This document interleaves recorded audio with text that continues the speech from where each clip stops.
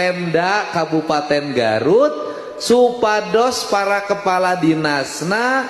sarendek saigel sabobot sapihanean kacai jadi saleuwi kadarat jadi salogak sagaris satujuan leres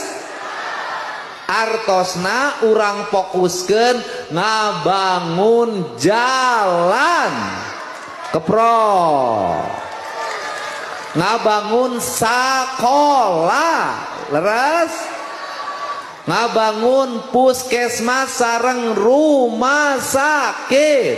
ngabangun irigasi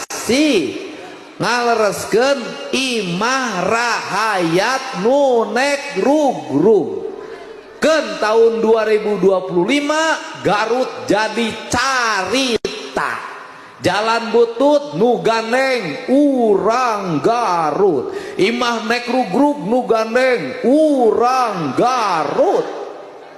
kaharep mah teu meunang kitu nyarita nu kahadean eta teh asalna ti Garut mung aing di Garut aya jeger ngalawan Kapolsek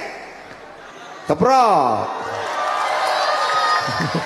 mung aing di Garut aya karcis di kadek nu mawana